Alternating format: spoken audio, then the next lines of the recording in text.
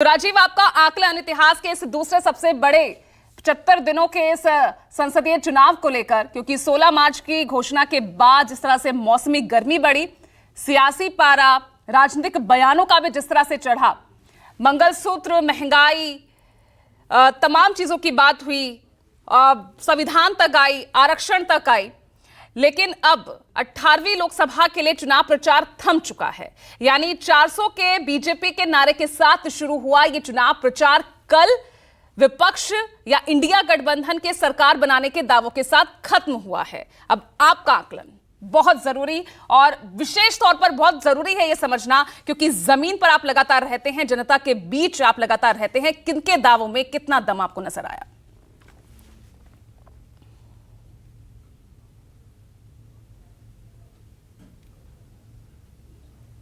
देखिए पूजा, जब ये चुनाव शुरू हुए या जब चुनाव होने के थे, याद कीजिए जनवरी फरवरी का महीना, तो पूरे देश में ऐसा लग रहा था कि ये इस बार एक तरफा चुनाव है। बिखरा हुआ विपक्ष था, इंडिया गठबंधन से नीतीश कुमार का निकल जाना, राहुल गांधी की पदयात्रा शुरू करना, उसके बाद ममता बनर्जी से उनकी खींचतान, सीटों को लेकर तमाम बातें, बयान, और एक तरफ लग रहा था कि विपक्ष एक गठबंधन बनने से पहले या प्रधानमंत्री मोदी या बीजेपी से लड़ने से पहले ही हार गया। और आज की तारीख, उसके बाद जब चुनाव शुरू हुए तो भारतीय जनता पार्टी प्रधानमंत्री की तरफ से अब की बार 400 पार का नारा लगाया गया। और उसके बाद जब चुनाव शुरू हुआ, जब टिकटों का बंटवारा हुआ और इंडिया गठबंधन ने मजबूती के साथ 350 सीटों पर भारतीय जनता पार्टी के साथ आमने सामने की टक्कर की, तो धीरे धीरे पहले चरण से ही चुनाव इस तरह से शुरू हुआ कि पहले हम लोग जब जाते थे चुनाव से पहले तो लोग ये कहते थे कि अच्छा बताइए एनडीए 400 या बीजेपी 400 पार करेगी कि नहीं। लेकिन चुनाव के पहले दूसरे चरण के बाद या तीसरे चरण तक या आज की तारीख में भी अब कोई ये नहीं कहता कि बीजेपी या एनडीए 400, आम लोगों की बात कह रहा हूं, पार्टी के कार्यकर्ताओं की नहीं। तो लोग पूछते थे पहले कि 400 पार, लेकिन चुनाव जब चढ़ा और पहले दूसरे तीसरे चरण तक आते आते लोग ये पूछने लगे कि अच्छा ये बताइए मोदी जी तीसरी बार बन पाएंगे कि नहीं, सरकार बन पाएगी कि नहीं, 272 का आंकड़ा भारतीय जनता पार्टी अकेले दम पर ले आएगी कि नहीं। अपने आप में ये चुनाव को बड़ा ये रोमांचक बनता गया। इसमें मैं मानता हूं कि बहुत कुछ भूमिका विपक्ष की थी कि उसने ज्यादातर सीटों पर एक के सामने एक लड़ाई की, और इसमें कोई दो राय नहीं है कि मैं आज भी ये बात कह रहा हूं और पहले भी कहता था कि प्रधानमंत्री पद के लिए नरेंद्र मोदी के सामने दूसरा कोई चेहरा 100 किलोमीटर तक दिखाई नहीं पड़ रहा था, ना दिखाई पड़ रहा है आज की तारीख में। लेकिन विपक्ष ने ऐसी लड़ाई लड़ी कि एक कंफ्यूजन पूरा क्रिएट हुआ है, और आज की तारीख में लोगों के दिमाग में सवाल यह है कि सरकार किसकी बनेगी। इतना रोमांचक ये चुनाव अपने 7 चरणों में हुआ है। मैं अभी जहां पर हूं इस पूरे इलाके में चुनाव बाकी है 14 सीटों पर, और बगल के बिहार में भी, और कुल मिला के 54 सीटों के आसपास, जो 54 से ज्यादा सीटों पर अभी चुनाव बाकी है। तो इसमें अगर आप देखें तो लोगों की 57 सीटें, तो उसमें अभी भी लोगों के दिमाग में यह है कि पता नहीं 6 चरणों में किसी भी पार्टी, किसी भी गठबंधन को बहुमत मिला है या अभी ये जो चुनाव होने हैं इससे उसकी सरकार बनेगी। देखिए पीछे के चुनाव के अगर रिजल्ट आप हिंदुस्तान में देखेंगे तो मतदाता डिसाइसिव रहा है, कहीं भी त्रिशंकु बनने की संभावना नहीं है। 2-1 अपवाद को छोड़ के डिसाइसिव वोटिंग हो रही है, और जिसको भी बहुमत मिल रहा है उसको बहुमत से ज्यादा ही मिल रहा है। तो मुझे भी ऐसा लगता है कि लोकसभा में जिसे भी बहुमत मिलेगा वो ऐसा नहीं है कि त्रिशंकु लोकसभा की कोई संभावना मुझे कतई दिखाई नहीं देती है। और निश्चित तौर पर 4 जून को एक पक्ष की सरकार बनेगी। और जहां तक बात इस पूरे चुनाव में विपक्ष का लड़ना, विपक्ष के मुद्दे या भारतीय जनता, चुनाव में ये सारे मुद्दे आते रहते हैं। पूरा का पूरा खेल अपने चुनाव को अपनी तरफ ले आने का रहता है, और इसके लिए सारी पार्टियां पूरी कोशिश करती रहती हैं।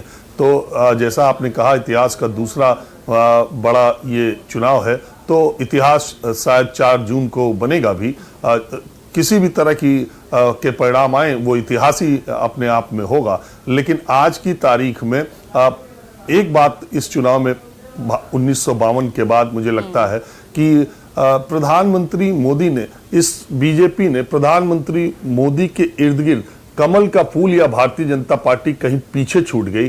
कहीं भी आप देखिए मोदी की गारंटी, मोदी मोदी मोदी मोदी। प्रधानमंत्री मोदी एक अकेले चेहरे के तौर पर पूरे चुनाव का मुद्दा बने रहे। वो आने चाहिए कि वो जाने चाहिए। उन्होंने बीजेपी को पूरे तौर पर, बीजेपी ने उन पर और उन्होंने अपने आप पर इस पूरे चुनाव को केंद्रित रखा। और सबसे ज्यादा जो चीज चर्चा में रही वो प्रधानमंत्री मोदी रहे। सबसे ज्यादा अगर इतिहास में किसी प्रधानमंत्री ने चुनाव में इंटरव्यू दिए तो वो प्रधानमंत्री मोदी थे। सबसे ज्यादा रैलियां अगर किसी प्रधानमंत्री ने आज तक की तो वो प्रधानमंत्री मोदी थे। और चुनाव के अंतिम चरण के दिन ध्यान के लिए चले गए।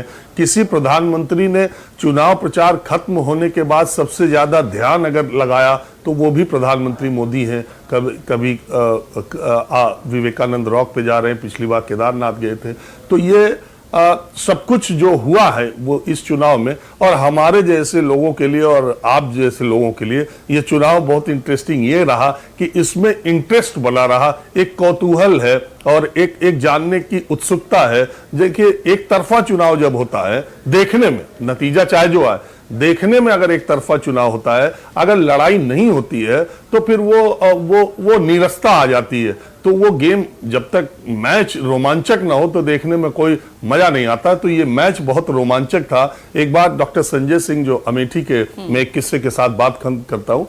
अमेठी के डॉक्टर संजय सिंह एक किस्सा बताते हैं कि जब अटल जी प्राइम मिनिस्टर थे और सोनिया जी पहला चुनाव 99 में लड़ने के लिए अमेठी आ रही थी, प्रियंका गांधी ने उनके चुनाव की कमान संभाली थी, तो टिकट देते वक्त अटल जी ने अमिता सिंह और संजय सिंह से कहा कि देखो, हमें अमेठी सीट चाहिए, बहुत ही विश्वास के साथ आपको दे रहे, कोई कोर कसर चुनाव में नहीं छूटनी चाहिए।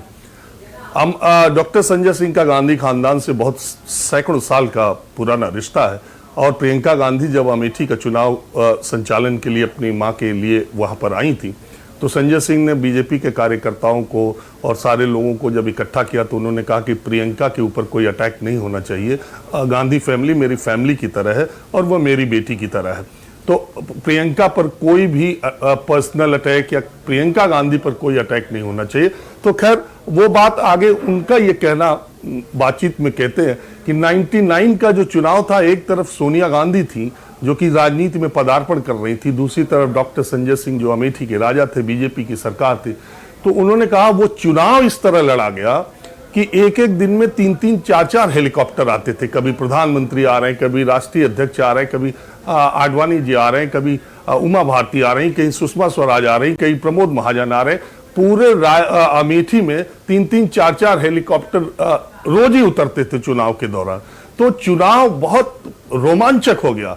नतीजा सबको पता था कि सोनिया गांधी चुनाव जीतेंगी, लेकिन बावजूद लड़ाई इतनी तगड़ी हुई कि पूरे देश और दुनिया की निगाहें अमेठी पर लगी थी और रिजल्ट का इंतजार कर रही थी कि सोनिया गांधी हार भी सकती है क्या, लेकिन नतीजा जो आया। ठीक इसी तरह से ये चुनाव ऐसा ही हुआ है कि लोगों का कौतूहल, लोगों की उत्सुकता इस फाइट में दिखाई दी है। 14 और 19 के मुकाबले 2024 का चुनाव बहुत गर्म और बड़ा इंटरेस्टिंग रहा है। अलग अलग तरीके से सारे जातिगत समीकरण के हिसाब से, धार्मिक ध्रुवीकरण के हिसाब से अब 4 जून को नतीजा आएगा तो निश्चित तौर पर देश की जनता टीवी से चिपकी रहेगी कि क्या होने वाला है, क्योंकि वो जो बातें पहले थी, एक तरफा माहौल जो पहले था, वो नतीजों में आए, ये अलग बात है। दिखता हुआ नहीं दिख रहा है, लड़ाई बहुत अच्छी दिख रही है।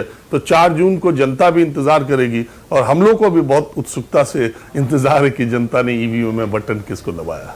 बिल्कुल, अगर आप कह रहे हैं कि इस बार का वाकई में जो ये लड़ाई है इतनी रोमांचक है, तो आपके विश्लेषण और आपके जो रोमांचक किस्से हैं, जिस तरह से हमारे प्रोग्राम की शुरुआत को एक नई गति और दिशा देते हैं, वो भी बहुत रोमांचपूर्ण हो जाता है।